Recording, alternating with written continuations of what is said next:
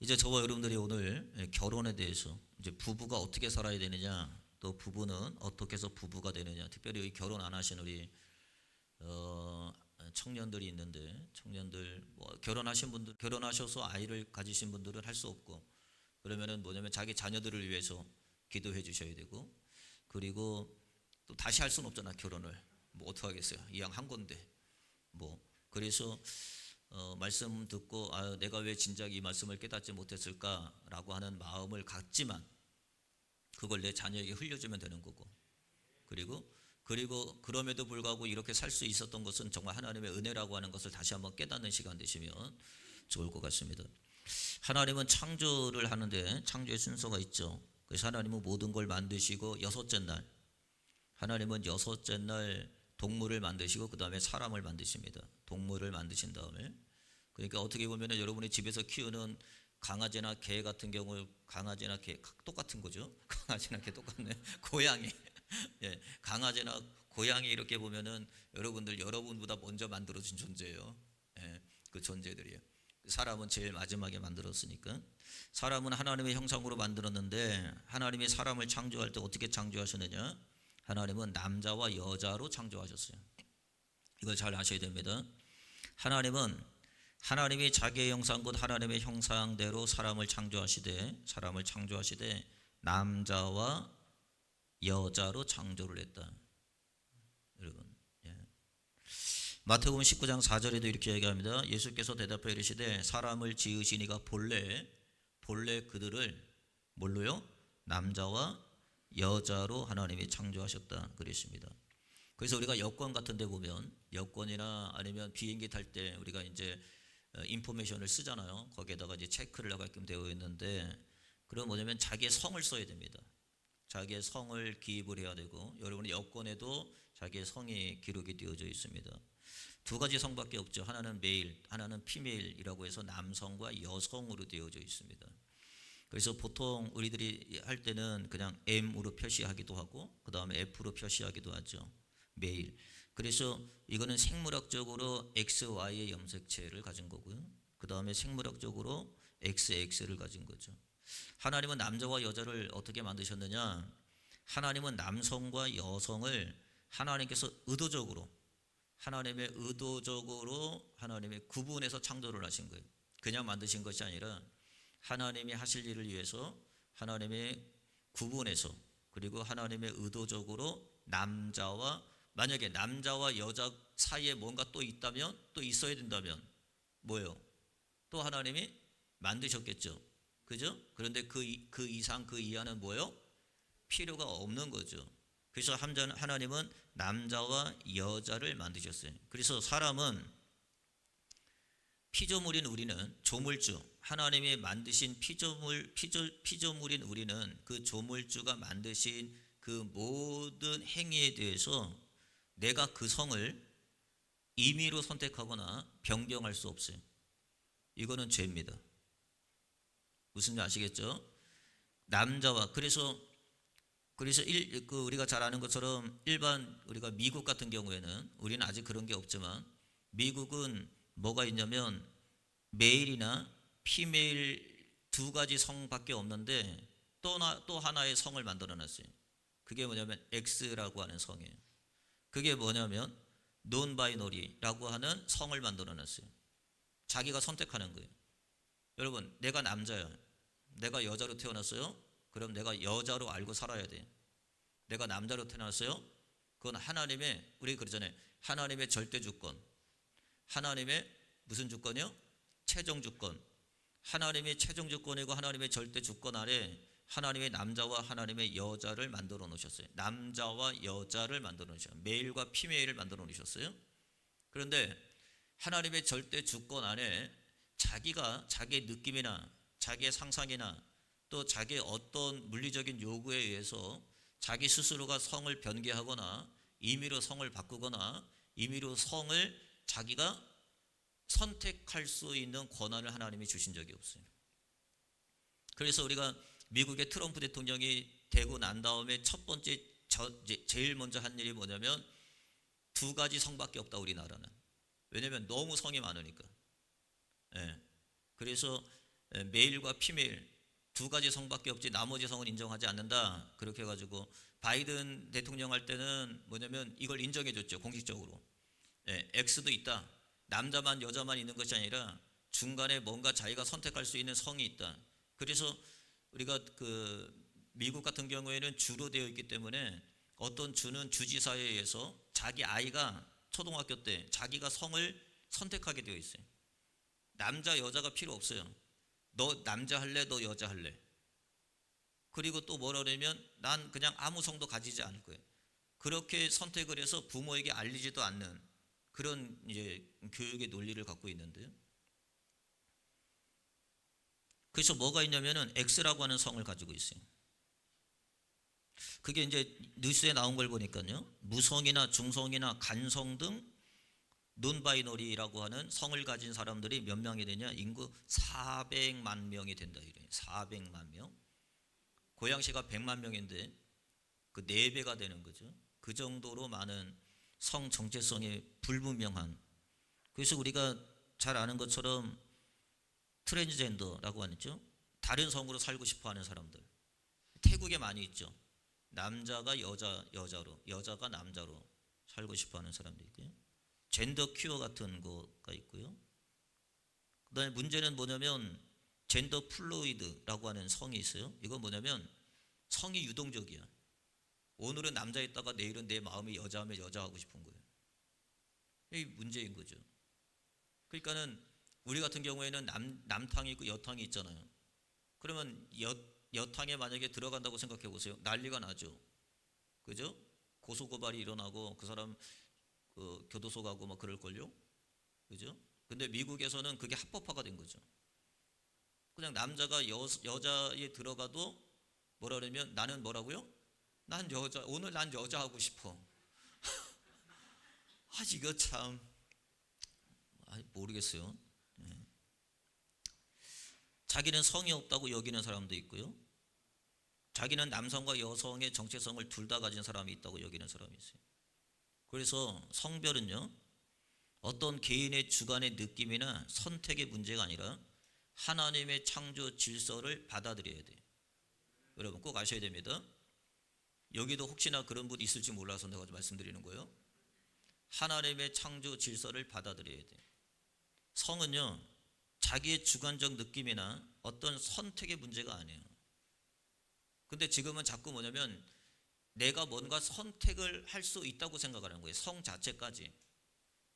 내가 남자가 되고 싶으면 남자가 되고 여자가 되고 싶으면 여자가 되고 싶은 거예요. 성차별이라는 게 그래서 있잖아요. 그래서 예전에는 여자 해놓고 치마를 입혀놨는데 치마를 입혀놓으면 이제는 성차별이에요. 그럴 수도 없다는 거예요. 왜 여자만 치마를 입냐는 거예요. 바지 입을 수 있지. 그런 논리를 피는 거죠. 그러니까 지금은 뭘 하나 해도 행정을 하나 해도 그리고 뭘 하나 해도 굉장히 어려워 힘들어요. 이런 문제들이 자꾸 대두가 되다 보니까 이거 성차별 아니냐, 이거 뭐 그런 여성 비하 아니냐, 뭐 이러니까 자꾸 이제 사회적으로는 더 힘들죠. 뭘 하나 할 때마다 자꾸 의견이 충돌되고. 자, 하나님은 사람을 창조하신 하나님께서 뭘 만들었냐면 결혼이라고 하는 제도를 만들어놨어요. 제도. 그래서 사람은 결혼을 하게 됐거든요. 하나님이 만드신 제도니까요.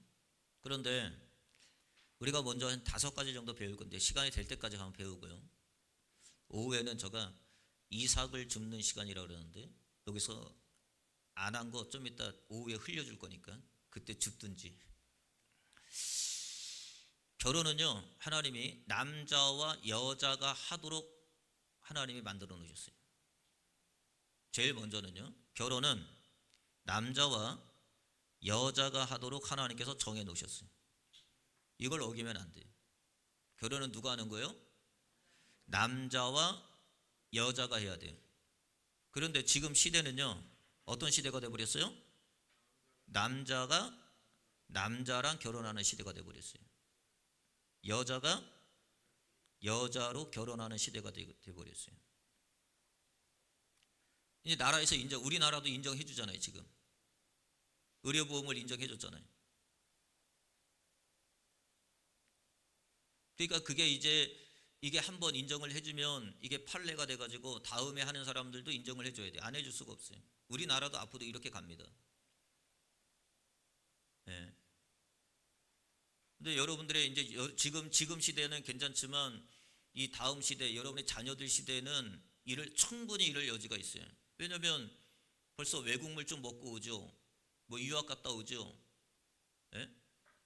제가 캐나다 갔을 때 보니까는 그 자녀들 유학 보내놓고 공부 잘하는 줄 알고 착각하고 있는데 천만의 말씀.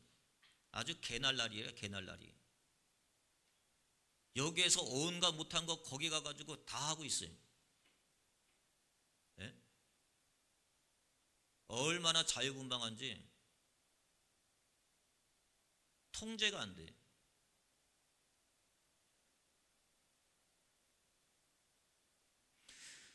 결혼은 반드시 남자와 여자로만 하도록 하나님께서 정해놨어요. 창세기 오늘 본문에 볼게요. 2장 23절에 보니까요.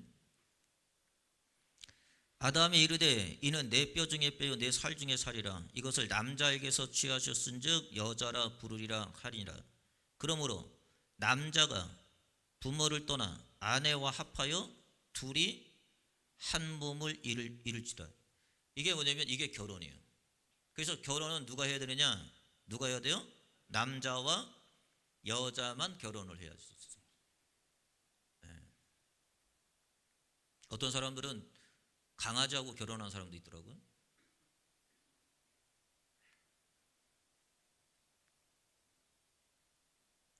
그런데 현대 사회에서는 이 질서를 정면으로 거스리고 있어요.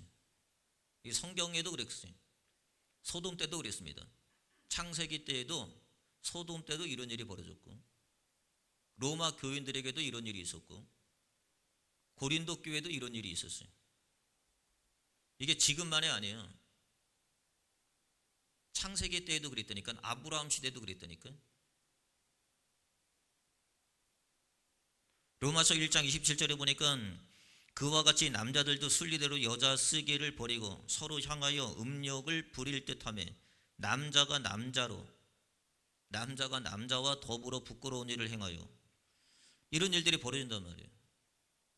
그리고 우리 얼마 전에 이 기사 한번 봤을 겁니다. 윤여정 가족사 첫 고백해가지고 그의 큰아들이 있는데 큰아들이 커밍아웃 했다. 그래서 미국에서 뉴욕에서 동성애 합법 결혼 그걸 인정을 해가지고 얘기합니다. 그가 이렇게 이야기하죠. 기사에 보니까 내 큰아들은 2000년에 동성애자임을 커밍아웃 했고 뉴욕이 동성혼을 합법화했을 때 거기서 아들의 결혼식을 열었다. 그러니까 내가 보니까 이 아들이 있는데 아들은 여자야. 남자인데 여자야. 그리고 남자와 결혼했는데 그 남자가 사위래.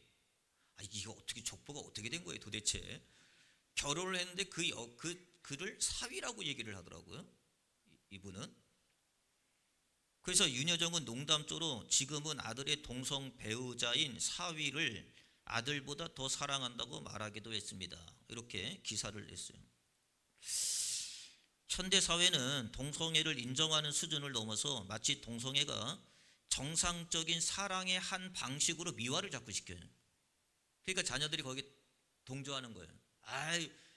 매스컴에서 그러니까 아주 유명인들이 그렇게 떳떳하게 막 자기를 나타내니까 충분히 이제 그럴 수 있다고, 나도 그럴 수 있다고 생각을 하니까 그게 이제 떳떳하고 당당하고 그게 이제 죄스럽지 아니하고 숨기지 아니하고 감추지 않아요. 이제는 얼마나 떳떳한지 몰라요.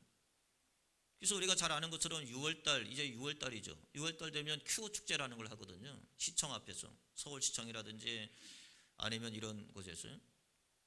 그 기독교인들이 가가지고 뭐 반대하고 막 이런, 우리가 매스컴에서 보잖아요. 반대하는 무리들이 있고 또 그걸 또 지지하는 또 무리들이 있고. 근데 거기 가면 가관이 아니에요. 실질적으로 제가 가봤는데 그 부스가 쫙 있습니다. 부스를 쫙 세워놔가지고 뭐 다양하게 본인들은 얘기하죠. 뭐 성차별 없어야 된다, 성정체성 인정해준다, 막 이렇게 합니다. 그런데 실질적으로 거기 가서 보면 가관이 아니에요. 이거는. 근데 그런 식으로 자꾸 이거를 미화시키다 보니까 뭐냐면 젊은이들이 아직도 성인식에 아직도 그 정리가 안 된 친구들이 뭐냐면 거기에 자꾸 유혹을 받고 미혹을 받는 거죠. 그러니까 자기 스스로 뭐라 그러냐면 거기 가보면 여러분 다 압니다. 여자가 여자와 함께 뭐 하고 남자가 남자끼리 팔짱 끼고 손잡고 뭐 하여튼 별의별 짓을 다 해. 하여튼. 근데 그들은 그들의 문화니까 인정해 달라는 거예요. 그러니까 이런 식으로 어떤 그 TV라고 하는 매스컴을 통해서 이런 것들이 자꾸 드러나고 이런 것들을 얘기하면 젊은 친구들이 자꾸 현혹이 되죠. 나도 얼마든지 그럴 수 있다는 거죠. 하나님은 남자와 여자로 만들으셨고, 그리고 결혼은 남자와 여자로만 하게끔 하나님이 질서를 잡아. 그건 무질서가 되는 거예요, 여러분. 우리 그러잖아요. 우리 하나님은 두 가지가 있다고. 하나는 권위가 있고 질서가 있는 하나님이시라고요. 그런데 자꾸 뭐냐면 그 권위를 깨는 거죠. 말씀의 권위를 깨는 거예요. 왜요? 그리고 자꾸 하나님의 질서를 파괴하는 거죠. 성경은 이렇게 얘기합니다. 성경은 동성애를 하는 자들에 대해서 하나님은 어떻게 보시느냐? 하나님은 가증한 죄로 명시했습니다. 이건 가증한 죄다. 이건 성경입니다, 여러분. 레위기 20장 13절에 보니까 누구든지 여인과 동침하듯 남자와 동침하면 둘 다 가증한 일을 행함인즉 반드시 죽일지니. 성경이 이렇게 얘기합니다. 이건 뭐냐면 가증이 행하는 일이다. 이건 가증한 거다라고 보시는 거예요. 이 가증하다고 하는 말이 토해바라는 거예요. 토해바. 저가 항상 얘기하죠. 토해바. 토해바. 하나님이 토해낸다는 거예요. 아주 역겹다는 거죠. 그 단어의 뜻도 뭐냐면 구역질이 나다, 혐오스럽다, 몹시 미워하다. 하나님이 이거는 몹시 미워하는 거예요. 그것이 이 토해바라고 하는 단어가 미워하다라고 하는 말과 같은 동의어를 씁니다. 물은 마음이 교만한 자를 여호와께서 미워하시다니 라고 했는데 이 미워하다라고 하는 단어도 토해바입니다. 그러니까 하나님은 이걸 얼마나 가증히 여기시는지, 얼마나 미워하시는지 우리가 알아야 된다는 사실인 거죠. 두 번째, 하나님은 이 모든 것을 사형에 해당하는 죄로 여긴다고 경고하고 있습니다. 이건 사형에 해당되는 죄. 그건 무슨 말이냐면 용서가 안 돼요. 이거는 사형은 용서가 안 되잖아요, 여러분. 세상에서 사형이라고 하는 판결을 받으면 그 어떤 것도 용서가 안 돼요. 로마서 1장 26절 27절 이렇게 순리를 영리로 바꾼다 뭐 이렇게 말씀하시면서 뭐라 하냐면 로마서 1장 32절에 보니까 그들이 이 같은 일을 행하는 자는 사형에 해당한다고 하나님께서 정하셨다 그랬습니다. 그런데 그 일을 행한 자에 한해서 하나님이 사형에 정하셨다고 말하지 아니하고 뭐라 그러냐면 그런 일들을 비유하는 자, 그런 일들의 편을 드는 자, 그런 일들을 괜찮다고 얘기하는 자, 그러한 자들도 동일시 여긴다고 그랬어요. 그래서 뭐라 그랬냐면 사형에 해당한다고 하나님께서 정하심을 알고도 자기들만 행할 뿐 아니라 또한 그런 일을 행하는 자들을 뭐라고요? 옳다고 하는 자들도 똑같이 대한다고 그랬어요. 공범이 똑같이 동일한 죄로 여긴다고. 그래서 책임을 주님이 물으신다고 얘기합니다. 세 번째, 하나님은 그러한 자들을 뭐라 그러냐면 영원한 불의 형벌이 있음을 경고하고 있습니다. 불못이죠. 예. 유다서 1장 7절 말씀 보니까 소돔과 고모라와 그 이웃 도시들도 그들과 같이 행동함을 음란하여 다른 육체를 따라 가다가 다르게 사용하다가 영원한 불의 형벌을 받음으로 거울이 되었느니라 라고 말씀하시는 거예요. 이건 뭐예요? 영원한 불의 형벌이 있다는 거예요. 이러한 죄들은. 그래서 이 동성애는 일시적인 타락이 아니라 영원한 심판에 이어지는 죄라고 하는 사실을 여러분들이 알고 계셔야 됩니다. 하나님은 결혼이라고 하는 것을 만들어 놓으셨어요. 결혼은 누가 해야 돼요? 남자와 여자가 해야 됩니다. 두 번째, 결혼은 주 안에서 하도록 하나님이 정해 놓으셨습니다. 결혼은 그래서 어떻게 하는 게 제일 좋으냐? 여러분들은 그렇게 안 하신 분도 있어요. 그런데 내가 지금 주 안에서 이렇게 살고 있는 건 여러분 진짜 은혜 중에 은혜야. 알아요? 진짜 은혜 중에 은혜입니다. 하나님께 감사해야 되는 거예요. 네. 왜냐하면 확률이 적거든. 그래서 항상 교회인들은 또한 여기 청년들이 있지만 청년들은 결혼을 성경엔 뭐라고 해야 되냐면 주 안에서 하도록 하나님이 정해 놓으셨어요. 믿지 아니하는 자들과 함께 했다가는요, 여러분 그걸 다 감당해내야 돼요. 그 감당하지 못하면 여러분들 하나님의 척지고 하나님 등지고 떠나갑니다. 성경은 뭐라고 그러냐면 그래서 결혼은 되도록이면, 아니 이거는 되도록이면 내 얘기고, 성경에는 반드시 뭘로요? 주 안에서 하라고 우리에게 권면하고 있습니다. 신명기 7장 3절 볼게요. 또 그들과 혼인하지도 말지니 내 딸을 그들의 아내에게 주지 말 것이요 그들의 딸도 내 며느리로 삼지 말 것은 그가 내 아들을 유혹하여 그가 여호와를 떠나고 다른 신들을 섬기게 하므로 여호와께서 너희에게 진노하사 갑자기 너희를 멸하실 것임이니라. 결국은 왜 주 안에 써야 되냐면 남편과 아내도 마찬가지예요. 남자가 여자가, 남자는 믿어요. 여자는 믿지. 이게 통계적으로는 그런 거예요. 이게 뭐 다 그런 건 아니에요. 어떤 사람은 끝까지 믿음을 지키면서 남편을 구원한 사람도 있고 아내를 구원한 사람도 있고 같이 이제 믿음에 동역하는 사람도 있지만, 그런데 열이면 9, 열이면 8, 그 정도 많은 퍼센테이지가 어떻게 되냐면 여자에 의해서 남자가 신앙생활을 하지 못하는 경우가 많아요. 여기 그러잖아요. 그 여자를 잘못 들으면 그가 내 아들을 유혹하여 뭘요? 여호와를 떠나고 다른 신들을 섬기게 했다. 결국은 뭐냐면 신앙생활을 중단, 하나님과 척을 지고 하나님과 등을 지고 신앙생활을 못하게 되는 거죠. 굉장히 이게 에스라 9장 12절도 마찬가지입니다. 그런즉 너희 여자들을 그들의 아들들에게 주지 말고 그들의 딸들을 너희의 아들들을 위하여 데려오지 말며. 성경은 왜 그러겠어요? 왜 이렇게 우리가 기록하요? 아무나 만나서 잘 살면 되지. 근데 우리는 그런 게 궁극적인 목적이 아니란 말이에요. 지금 이제 그렇게 만나서 산 사람은 할 수 없어요. 감사함으로 이 자리에 있다는 것만으로 감사해서 사셔야 돼요. 그럼에도 불구하고 하나님이 나를 이 말씀의 자리에 있다고 하는 것을 나를 구원받게 하시고 하나님 만나게 하시고, 좀 이따 이제 말씀 나올 거예요. 이제 느헤미야 10장 30절도 마찬가지죠. 우리의 딸들을 이 땅 백성에게 주지 아니하고 우리의 아들들을 위하여 그들의 딸들을 데려오지 아니하며. 계속적으로 말씀으로 우리에게 권면하고 있단 말이에요. 왜냐하면 이런 일이 일어나면 안 된단 말이에요. 왜냐? 성경이 이렇게 얘기하잖아요.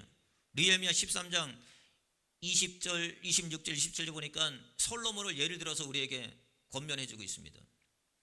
또 이르시기를 옛적에 이스라엘 왕 솔로몬이 이 일로 범죄하지 아니하였느냐, 이 일로 범죄하지 아니하였느냐, 이걸로 얼마나 큰 일을 만났느냐. 계속해서 뭐라 그러냐면 신명기에서부터 이제 율법으로 지정해 놓을 때부터 주 안에서, 결혼은 주 안에서 해라. 믿지 아니하는 남편과 하지 말고 믿지 아니하는 아내와 하지 말고 믿는 사람들과 해야 된다는 거예요. 왜 그러냐? 솔로몬을 하나 예를 들어서 우리에게 보여주는 거예요. 자, 솔로몬이 이 일로 범죄하지 아니하였느냐? 그는 많은 나라 중에 비길 왕이 없이 하나님의 사랑을 입은 자라. 하나님이 그를 왕으로 삼아 온 이스라엘을 다스리게 하셨으나 뭐가 문제예요? 이방 여인이 그를 범죄하게 하였다. 주 안에서 만나지 않았어요. 정략적 결혼. 이방 여자들과 결혼한 거죠. 우리 전에 말씀드렸죠. 저거 이승기라고 하는 청년이 있는데 이 청년이 원래는 기독교 신자라고 얘기했잖아요. 그런데 결혼하면서 개종을 해버렸어요. 뭘로요? 불교로 넘어가 버렸어요. 왜냐하면 그의 아내가, 결혼한 아내가 불교야. 그리고 결혼한 장모님이 불교 신자야. 불자야, 불자. 그래서 뭐 얘기했겠죠. 아, 그거 믿지 말고 이거 믿어야 된다. 한 집안에 종교가 둘이면 안 된다. 막 그러면서 뭔가, 우리 말로 하면 전도했겠죠. 전도를 당했네. 자, 한번 또 볼까요? 솔로몬 볼게요. 자, 열왕기상 11장 1절로 8절의 말씀에 보니까 솔로몬 왕이 바로의 딸 외에 이방의 많은 여인을 사랑하였으니. 문제가 되죠. 벌써 문제가 있겠죠. 자, 솔로몬이 뭐라고 그랬어요? 뭐예요? 이방의 많은 여인을 사랑했어요. 그런데 보세요. 모압, 암몬, 에돈, 시돈, 헷 여인이라. 가지각색이죠. 아주 가지각색입니다. 성경이 이렇게 얘기하죠. 여호와께서 일찍이 이 여러 백성에 대하여 이스라엘 자손에게 말씀하시기를 너희는 그들과 서로 통혼하지 말며 뭐 해야 돼요? 주 안에서 해야죠. 주 안에서 안 하니까 이런 문제가 생기는 거예요. 통혼하지 말며 그들로 너희와 서로 통혼하게 하지 말라. 그들이 반드시 너의 마음을 돌려. 너의 마음을 반드시 돌린다니까. 똑같은지 간에. 그리고 여러분들이 그 신앙을 지키려면 그만큼 고난을 받아야 돼. 그건 감당해야 돼요, 여러분들이. 아니면 주님 척지고 떠나든지. 그건 뭐 하면 주님과 내가 이혼하는 거예요. 그건 이혼인 거예요. 내가 주님과 이혼하는 거고 내가 세상과 결혼하는 거예요. 그건.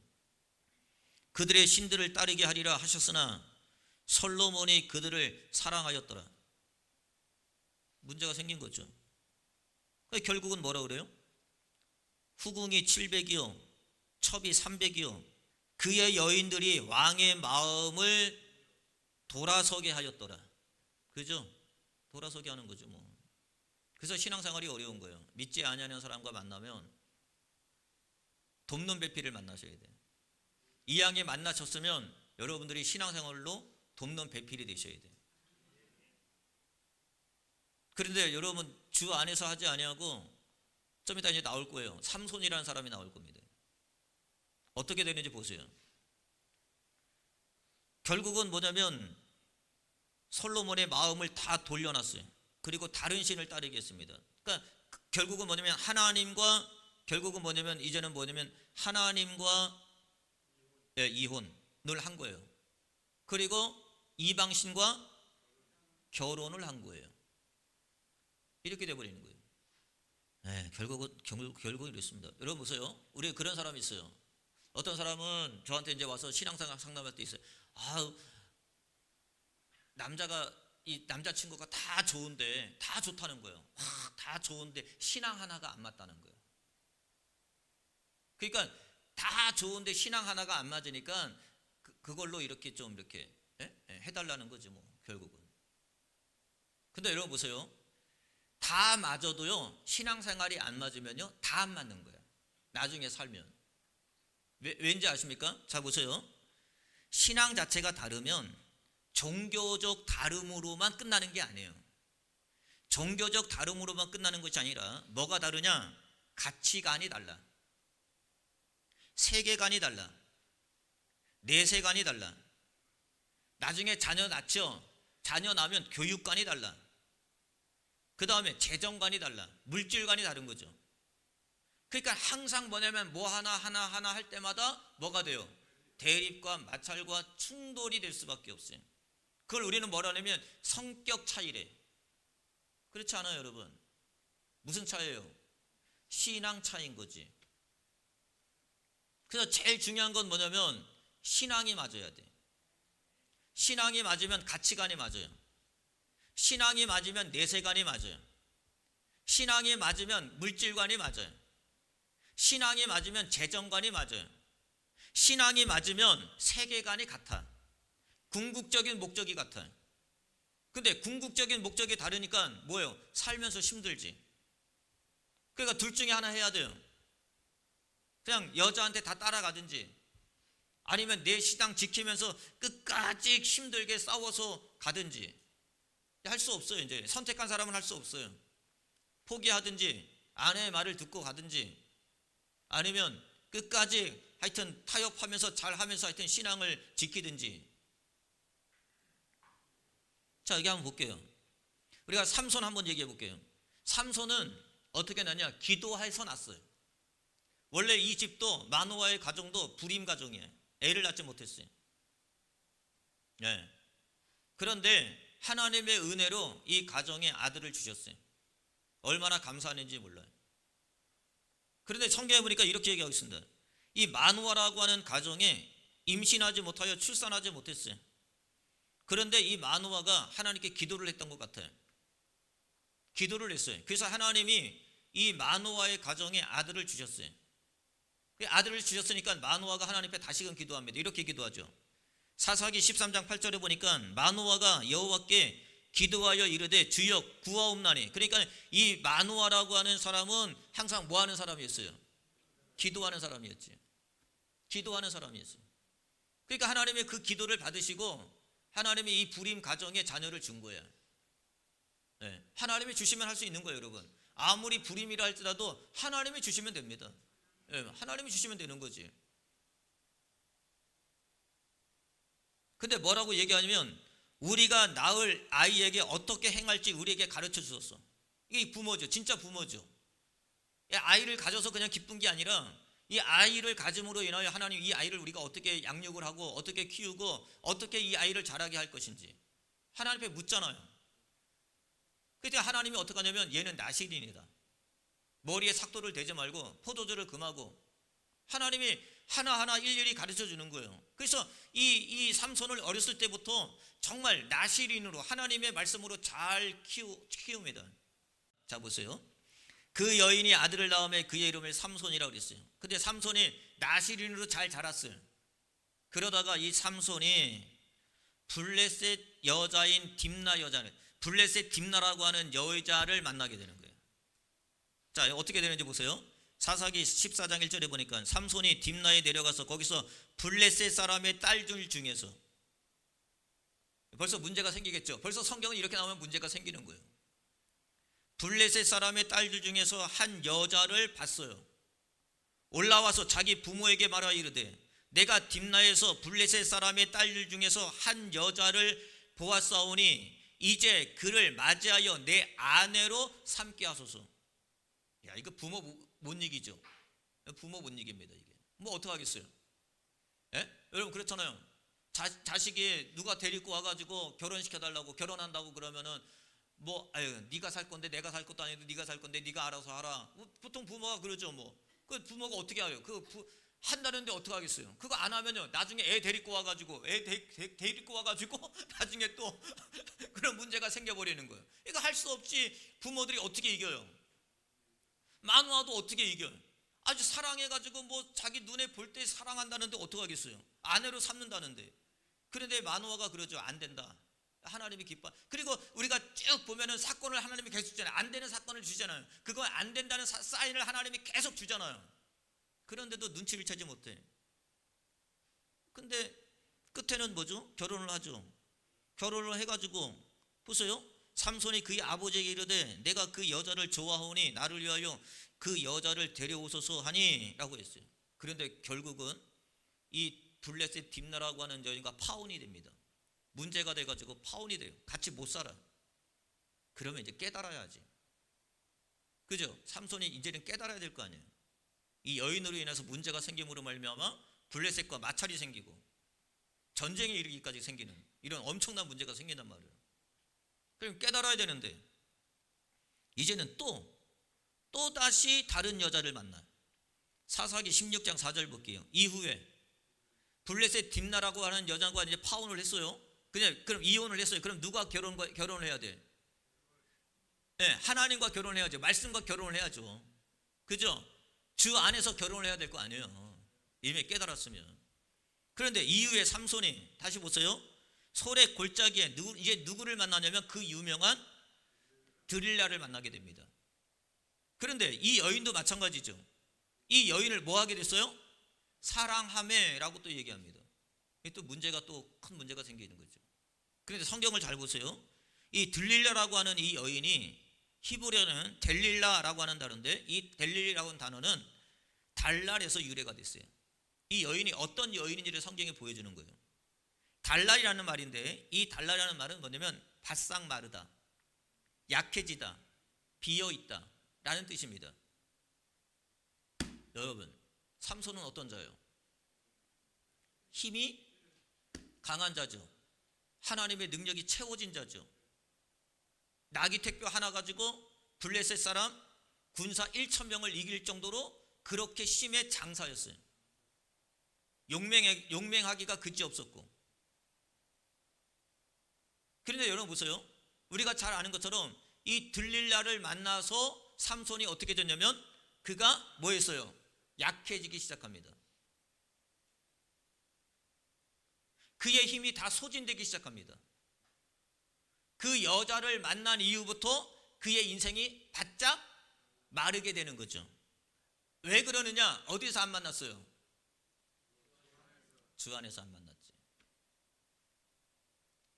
자기가 눈에 보기 좋은 여자를 취하여 만난 거예요. 그래서 어떤 사단이 벌어지냐면 그래서 삼손은 결국은 이 들릴라를 통해서 힘이 약해져요. 신앙이 믿음이 약해져요. 속이 비어버려요. 말씀이 없어요. 바짝 말라. 그리고 공허함이 생겨요. 비극적 결말을 맞게 돼요. 그렇잖아요, 여러분. 그러니까 우리가 뭐냐면 항상 그래서 우리 지금 청년들은 그래도 결혼할 대상을 어떻게 해야 되냐면 항상 어디요? 주 안에서 하도록 여러분 노력해야 돼요. 힘써야 됩니다. 아무리 세상에 좋은 조건을 가진 남자들은 들릴라 외모가 아주 이뻐. 뭐 얼마나 이뻤겠어요? 예? 얼마나 이뻤겠냐고요. 그런 게 기준이 되면 안 된단 말이에요. 여자도 마찬가지죠. 그래서 우리가 잘 아는 것처럼 아브라함이 사레와 결혼하잖아요. 그죠? 근데 둘 다 우리가 믿음의 조상이 되는 이 둘은 둘 다 뭐예요? 갈대아 사람이란 말이에요. 그죠? 하나님을 믿지 않았던 사람들이에요. 하나님을 믿지 않았던 가정에서 결혼을 한 거예요. 그리고 하나님을 믿은 거예요. 하나님이 믿음의 조상으로 삼아주셔서 이 둘이 한 가정이 된 거예요. 믿음의 가정이 된 거예요. 그런데 믿음의 가정이 되면서 뭘 느꼈느냐? 믿음이 하나가 안 될 때, 믿음이 통일되지 않을 때, 믿음이 연결되지 않을 때 얼마나 큰 어려움이 있다고 하는 것을 알게 되죠. 그죠? 사레도 아브라함을 통해서 어려움을 당했고, 또 아브라함도 사레의 말을 듣다가 하나님의 말씀 듣지 아니하고 사라의 말을 듣고 뭐예요? 하갈을 취해라 라고 했을 때 그 말을 따름으로 인하여 이 가정의 어려움, 이 나라의 어려움이 있다고 하는 것을 비로소 알게 되잖아요. 그래서 아브라함이 뭘 깨닫느냐? 아내가 얼마나 중요한지를 깨닫는 거예요. 그래서 아브라함이 그의 아들 이삭을 아내로 맞을 며느리를 친히 누가 골라줘요? 아브라함이 골라주죠. 삼손 보세요. 자기 눈에 보기 좋은 대로 고르죠. 그런데 아브라함이 일찍이 이삭에게 그의 아내를 고르는데 그의 종 엘리에셀을 통해서 뭐라 그러냐면 너가 지금 이 이방 땅에서 아내를 고르지 말고 내 고향으로 가서 하란, 내 고향으로 가서 아내를 골라와라 라고 얘기한단 말이에요. 그건 무슨 얘기예요? 주 안에서 해야 된다는 거예요. 이거는. 왜냐하면 본인이 경험을 했으니까. 믿지 아니하는 가정, 나중에는 그 사례가 믿음의 조상이 됐지만 히브리서 11장에 믿음의 장에 들어가 있지만 그럼에도 불구하고 그 여정 속에서 믿음이 그렇게 세워지지 않을 때의 문제성을 다 이미 알기 때문에, 그래서 이삭과 리브가의 이 결혼, 리브가 이 부부의 그 과정 속에서 누가요? 아브라함이 개입을 하죠. 여기 이렇게 얘기합니다. 아브라함이 자기 집 모든 소유를 맡은 늙은 종에게, 엘리에셀이죠, 청하건대 내 허벅지 밑에 내 손을 넣으라. 내가 너에게 하늘의 하나님 땅의 하나님이신 여호와를 가리켜 맹세하게 하노니 너는 내가 거주하는 이 지방 가나안 족속의 딸들 중에서 내 아들을 위해 택하지 말고, 맞죠? 이방인 중에 택하지 말고. 그러면 안 된다는 거예요. 결혼은 어떻게 한다고요? 남녀가 해야 되는 거고, 결혼은 주 안에서 해야 되는 거예요. 가나안 족속의 딸 중에서 내 아들을 위하여 택하지 말고 내 고향 내 족속에게로 가서 내 아들 이삭을 위하여 아내를 택하라. 절대적인 아브라함의 개입이 있었던 거죠. 그래서 결국은 뭐냐면 하란에서 택한 게 누구냐면 리브가입니다. 리브가. 그래서 리브가예요. 근데 여기서 우리는 꼭 아셔야 되는 게 뭐냐면 이 엘리에셀이, 여러분 하란에 간다고 해서 무슨 여자, 어떤 여자를 구해올 줄 어떻게 알아요? 어떻게 알아요, 여러분? 누구를 만날지, 어떤 여자를 만날지 어떻게 합니까? 그래서 엘리에셀이 내려가면서 뭘 했느냐? 그 배우자를 위해서 기도를 했어요. 그래서 여러분들이 기도해야 되는 거예요. 난 어디서 만나요? 난 만날 데가 없는데요. 그래서 어떤 청년들은 어떤 청년회가 많은, 그래도 봐야 썸씽 일어나든지 봐야 일어나죠. 그러니까는 큰 교회에 가서 이제 청년들이 많은 데 가서 거기서 사귐이 닿는다든지 한단 말이에요. 그렇지 않아도 돼요. 여러분들이 기도하시면 돼요. 자녀들이 뭐 하냐면 믿음의 배필을 주 안에서 만날 수 있도록 하나님이 인도해 달라고 기도해야 되는 거예요. 뭐라 그러냐면 이렇게 기도합니다. 이 엘리에셀이 가면서 뭐라고 그러냐면 배우자를 위해서 기도하는데, 자기 배우자도 아니죠. 자기 주인인 이삭의 배필을 위해서 기도해요. 창세기 24장 12절 볼게요. 그가 이르되 우리 주인 아브라함 하나님 여호와여 원하건대 오늘 내게 순조롭게 만나게 하사 내 주인 아브라함에게 은혜를 베푸소서. 뭘 하냐면 무슨 기도를 하냐면 주 안에서 뭐요? 순조롭게 만나게 하소서. 이 순조롭게 단어를 보세요. 이 순조롭다고 하는 단어가 카라라는 단어인데 이 카라라는 단어가 뭐냐면 우연히 생기다 라고 하는 뜻이에요. 우연히 벌어진 일이야. 그냥 우연히 벌어진 일인데 그 안에는 뭐가 있냐면 이 우연 속에 뭐가 있냐면 하나님의 섭리가 개입이 되어 있다는 거예요.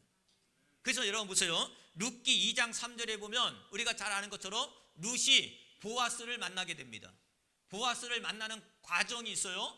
그 경로가 있어요. 성경은 이렇게 얘기하죠. 룻이 가서 베는 자를 따다 밭에서 이삭을 줍는데 어떻게 해요? 우연히 엘리멜렉의 친족 누구에게요? 보아스에게 속한 밭에 이르렀더라 라고 얘기합니다. 우연히 갔는데 그 우연 속에는 뭐가 있어요? 하나님의 섭리가 개입이 되어 있다는 거죠. 왜요? 기도했으니까. 그래서 여러분들이 믿음의 배필을 위해서 기도하셔야 된다는 거예요. 저는 모르겠는데요. 저는 만난 사람 없는데요. 저 물어봐요. 어떤 대상을 만나고? 그냥요. 모르겠어요. 여러분 그렇지 않아요. 왜냐하면 성경은 분명히 우리에게 얘기할 때 믿음, 주 안에서 만나기를 소망하고 계시고 그리고 주 안에서 만날 수 있게끔 우리가 뭐 해야 돼요? 기도해. 부모도 기도해 줘야지. 네? 당사자인 자도 아니 엘리에셀이 기도했잖아요. 엘리에셀이 종이 기도했잖아요. 종이 이삭이 기도한 적 없단 말이에요. 그런데 하나님은 순적하게 만나게 하셔서 하나님은 리브가를 만나게 하셨고 리브가를 통해서 한 가정을 이루게 하신 것이 하나님의 은혜 가운데 있다는 사실인 거죠. 여기도 마찬가지예요. 그런데 우리가 이게 너무 중요하죠. 야곱도 라반의 집에서 만나가지고 그 다음에 요셉도 애굽에서 만나가지고 그 다음에 모세도 미디안의 이방 여자를 만났어요. 우리가 오후에 그런 얘기 말씀드릴 거예요. 오늘 금요일날 금요일날 기도회하고 우리 장문사님이 저한테 와가지고 성경을 들여다면서 목사님 출애굽기에 요게 말씀이 읽는데 이 말씀이 이해가 안 되는데 왜 모세가 애굽으로 내려가는데 갑자기 하나님이 나타나셔서 왜 하나님이 모세를 죽이려고 했어요? 내가 안 죽였는데? 왜 죽이려고 했어요? 라고 물어보는 거예요. 그래서 제가 뭐라 그러냐면 지금 이 시간에 다 제가 이미 출애굽 신앙을 가르쳐 줬는데 그거 아직 다 모르고 계시니까 제가 주일날 오후에 다 가르쳐 드리겠다라고 했어요. 그게 바로 여기에 나와요. 이방 여자를 만났거든. 누구냐면 십보라라고 하는 사람을 만났어요. 이 십보라가 벌써 십보라 하냐 얼마나 세 보여. 거기에 문제가 그 오후에 제가 말씀드려요. 이삭을 주셔야 돼요. 주세요. 그거는. 그래서 하나님이 모세를 죽이려고 했다가 십보라가 빨리 파악하고 난 다음에 부싯돌을 만들어 가지고 두 아들을 할례를 시키는 일이 벌어져요. 왠지 아세요? 모세는 하나님의 백성이기 때문에 반드시 자녀를 낳으면 율법을 알고 있기 때문에 반드시 자녀를 낳으면 뭘 해야 돼요? 할례를 해야 돼요. 그거는 뭐예요? 하나님이 아브라함 때부터 주신 약속입니다. 언약이에요. 그건 하나님의 백성은 반드시 할례를 하게끔 되어 있어요. 그냥 할례를 해야 되는데 보세요. 십부라는 어떤 여인이에요? 이방 여인이네. 그 이방의 문화가 있을 거 아니에요. 그럼 뭐예요? 하라고 해도 본인은 뭐예요? 하지 못하게 하죠. 그러니까 하지 않은 거예요. 누구 말을 따른 거예요? 십보라를 따른 거죠. 그냥 하나님 말씀을 따르지 않아요. 결국은 하나님은 모세를 죽이려고 하죠. 그 일을 통해서 십보라가 딱 깨닫으니까 아 이거구나 캐치를 한 거예요. 지혜로운 여자지. 이 문제구나. 다른 사람 같으면 아니 왜 하나님이 가라고 해놓고 왜 하나님이 또 죽이려고 그래? 하나님 미친 거 아니야 라고 할 수 있는데 십보라가 빨리 그래서 여러분의 빨리 캐치하는 게 중요한 거예요. 빨리 캐치를 해가지고 돌을 갈아서 만들어가지고 그 돌로 그 자리에서 두 아들을 할례를 합니다. 자, 세 번째 결혼은 시간이 없네요. 5가지 다 해야 되는데 이혼도 얘기해야 돼요. 왜 그래? 이혼도 가능해요. 이혼도 여러분 이혼이 죄가 아닙니다. 이혼도 가능해요. 결혼했다가 이혼도 할 수 있어요. 또 어떻게 해야 되는지 성경에서 우리가 근거를 배워야 되니까. 자, 세 번째 결혼은 육체의 결합을 통해서 부부로 인정을 받아요. 여러분 잘 아셔야 됩니다. 이게 영적 말씀과 굉장히 밀접한 관계가 있어요. 이게 무슨 말씀인지 한번 볼게요. 결혼은 육체적 결합을 통해서만 되는 거예요. 자, 우리 마리아와 요셉이 약혼하죠. 그건 뭔 안 했어요. 결혼은 안 했죠. 근데 성경은 뭐라 그러냐면 뭐 하기 전에? 동거하기 전이라고 얘기했습니다. 그 말은 무슨 말이냐면 육체적 결합이 없었다는 거예요. 결혼은 뭐를 통해서 결혼으로 인정이 되냐면 육체적 결합을 통하면 결혼이 되는 거예요. 자, 다시 말씀드릴게요. 마태복음 1장 18절 볼게요. 예수 그리스도의 나심은 이러하니라. 그의 어머니 마리아가 요셉과 약혼하고 동거하기 전입니다. 그 뭐냐면 몸을 합치기 전에. 아까 아담과 하와가 어떻게 남자와 여자가 어떻게 됐어요? 어떻게 한 몸이 됐어요? 그들이 합침으로 인하여 한 몸이 됐다 그랬죠. 그게 부부입니다. 자, 여기 동거라고 하는 말 볼게요. 동거라고 하는 말은 신과 엘코마이의 합성인데요. 신은 뭐냐면 결합하다. 그 다음에 엘코마이는 가다 오다 라고 하는 말인데, 이게 뭐냐면 한 몸이 되기 전이다 라고 하는 말이에요. 동거는 뭐요? 한 몸이 되기 전. 그러니까 뭘 안 했다는 거예요? 예, 관계를 안 가졌다는 거예요. 부부의 결합이 안 됐다는 거예요. 따라서 여러분 보세요. 약혼식을 했다든지 결혼식을 올렸다든지 혼인신고를 했다든지 이거를 해서 결혼이 되는 게 아니에요. 진짜 결혼은 뭐예요?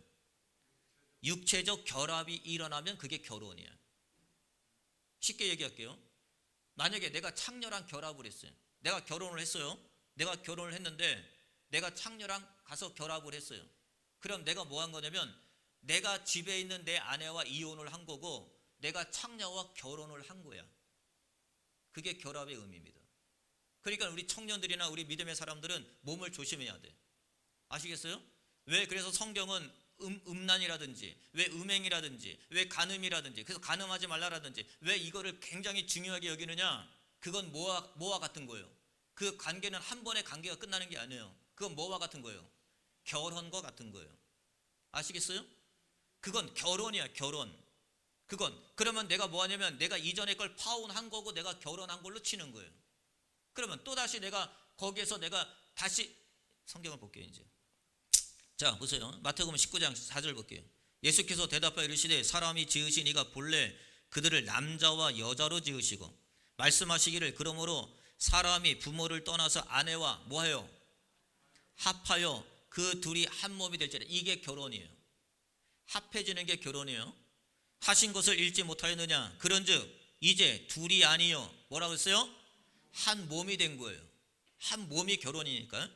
그러나 하나님이 짝지어 주신 것을 사람이 뭐하지 못하여? 나누지 못할지니라 라고 했어요. 근데 나눌 수 있는 걸 수도 있어요. 세 가지가 성경에 보니까 세 가지는 나눌 수 있어요. 그거 나중에 같이 공부할게요. 자, 그래서 결혼의 본질은 뭐냐면 육체적, 정서적, 영적인 연합을 의미해요. 자, 다시 이제 이렇게 볼게요. 이거를 성경의 진리의 말씀으로 대입을 해볼게요. 자, 고린도서 6장 15절 볼게요. 너희 몸이 그리스도의 지체인 줄을 알지 못하느냐? 내가 그리스도의 지체를 가지고 창녀의 지체를 만들겠느냐? 그건 무슨 말이에요? 내가 하나님과 결합을 깨고 창녀와 결합을 한 거예요. 그럼 내가 뭐 한 거예요?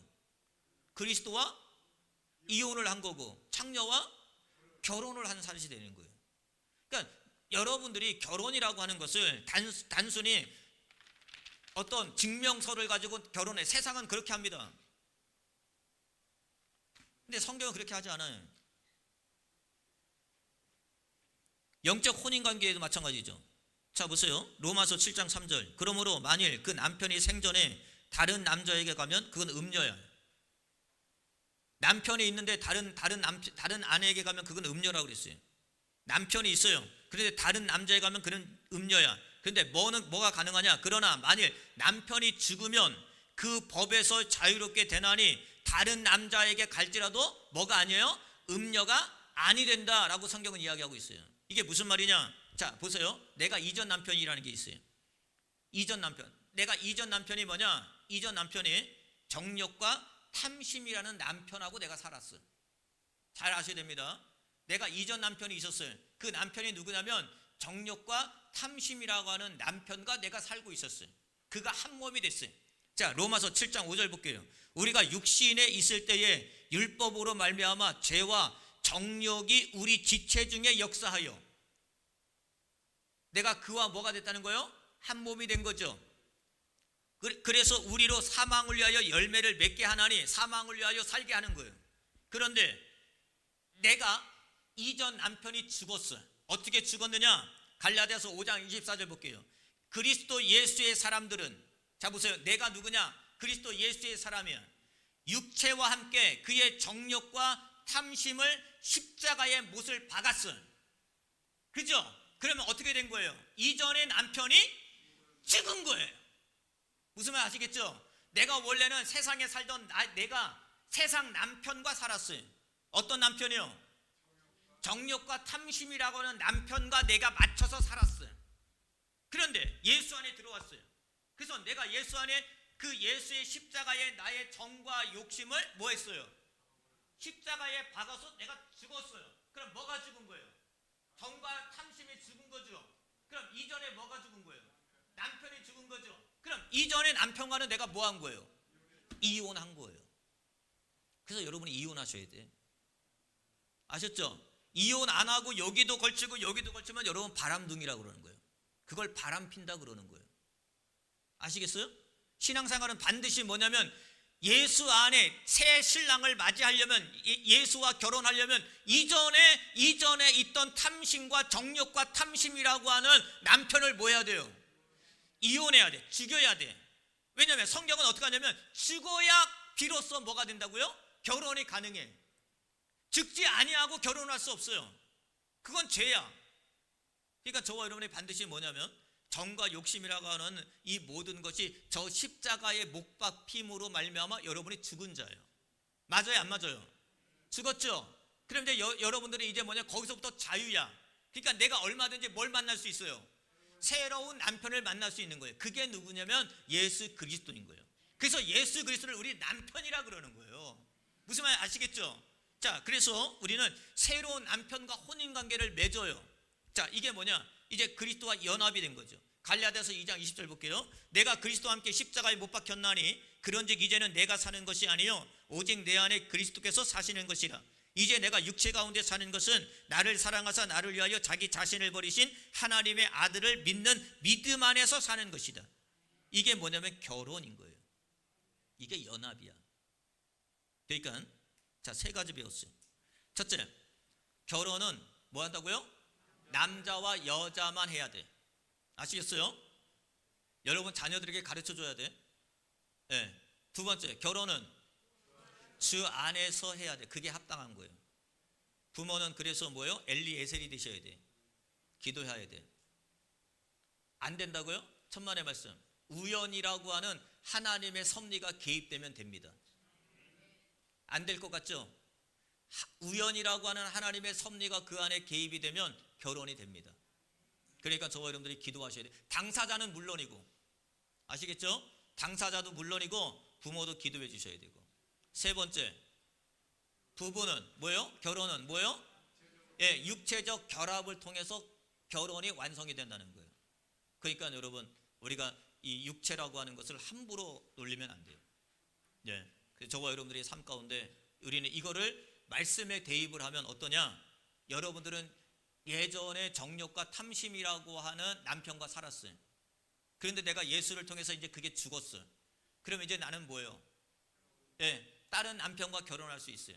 이제 여러분들이 누구와 결혼해야 돼요? 예수라고 하는 남편과 결혼하셔야지. 여러분 보세요. 그렇게 살아봤는데 또 그렇게 살 겁니까? 아니죠. 거기 이제 실증이 났잖아요. 아니, 그렇게 살았는데 또 살 거예요, 그렇게? 이제는 죽었으니까 이제 새로운 삶을 살아야죠. 새로운 신랑을 만나야죠. 그게 누구예요? 예수 그리스도인 거죠. 그렇게 사셔야 됩니다, 여러분. 그게 우리의 삶이에요. 그게 결혼이에요. 그게 부부예요. 그래서 주님은 나를 보고 뭐냐면 신부라 그래요. 아가서에 보세요. 나를 신부라 그래요. 그리고 그분을 뭐라 그래요? 신랑이라 그래요.